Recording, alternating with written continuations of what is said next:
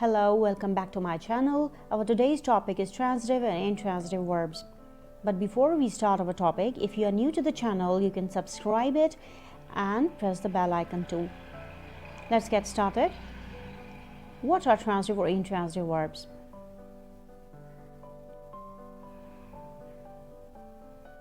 Transitive verbs. Transitive verbs are action verbs that have an object to receive the action. It means these are the verbs that require an object to complete their meaning. Let's understand with the help of these examples. He takes coffee. If we say he takes, the meaning is not complete. Coffee is required to make it more sensible sentence. Next example, he called his mother. Again, if we are saying he called, the meaning is not clear. Unlike transitive verbs, intransitive verbs are action verbs, but they do not have an object receiving the action. They convey complete meaning without object. Let's see. The birds fly, the sun shines. In these sentences, we can see that both the actions are complete in their sense and doesn't require any object. Some verbs are transitive or intransitive depending on how they are used in a sentence. Example, the door opens. The sentence is intransitive. Why? Because it doesn't require any object to complete its meaning.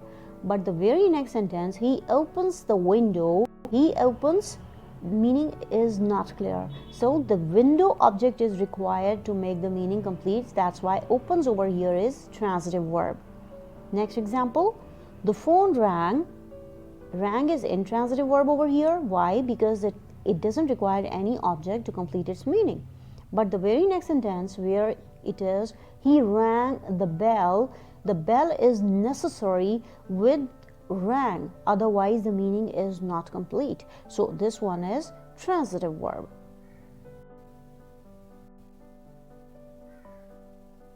One thing is clear, that transitive verbs require an object. So the question arises, how many objects? Let's see these points. Some transitive verbs require an object. For example, the tiger killed a deer. He opens the window. These transitive verbs, killed and opens, followed by one object. Second point, some transitive verbs require two objects. It is called ditransitive. Let's understand with the help of examples. Two kinds of objects are there, direct object and indirect object.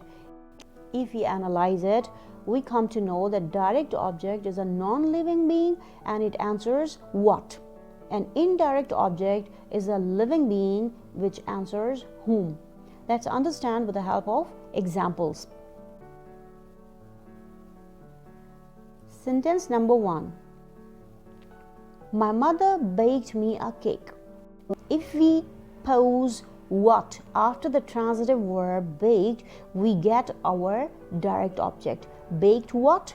A cake. So cake is a direct object. If we pose question whom after the transitive verb baked, then we get our indirect object. Like baked for whom? That is me. Next example, my father bought me a bicycle. Bought is a transitive verb here. So bought what? A bicycle. So this is our direct object. Bought for whom? That is me. This is our indirect object. So if we know that transitive verbs require object, so what are the components or things that can act as an object? So object acts as an object plus complement. Object can also be an infinitive. Object can also be a gerund. It can also be a phrase or a clause. How? We definitely understand with the help of some examples. So first point is over here. Some transitive verbs require an object and a complement. For example, the teacher made Sarah the head. Made is a transitive verb. Made whom? Sarah. What? The head. So the head is a complement of object Sarah. That's why this is the structure, how it is existing. Next example, I left my work incomplete. Work is a direct object because it answers left. and incomplete is the complement of work. So this is how sometimes transitive verbs require an object and a complement. Next point. Some transitive verbs followed infinitive as an object. An infinitive can be an object as well, like the teacher desires to invite me on stage. Desires is a transitive verb. Desires what? To invite. So to invite is our infinitive. Next example. He decided to go there. Decided what? To go. So to go is our direct object and it is an infinitive. Some transitive verbs follow a gerund as an object, like I like reading novels. Now reading is a gerund and it answers what? Like what? Reading. He stopped visiting us. Visiting is again an activity, a gerund, and it answers what of this stopped transitive verb. Next point, some transitive verbs follow a phrase as an object. Examples, I do not know how to cook. How to cook, a phrase, and it answers what of the transitive verb know. Know what? How to cook. Next example, he does not know where to go. Where to go is a phrase and it is answering what as well. Last point.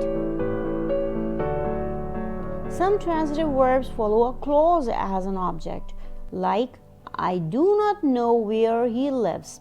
Now where he lives, this is a clause and definitely it is answering what. So this is how a clause is followed by some transitive verbs as well. Next example, I know that she will call me. In this example as well, she will call me is a clause that is followed by a transitive verb know. That is all about transitive or intransitive verbs. In this lecture, we try to analyze transitive or intransitive verbs through different examples. Hope you have understood it nicely. That's all for today. Take care.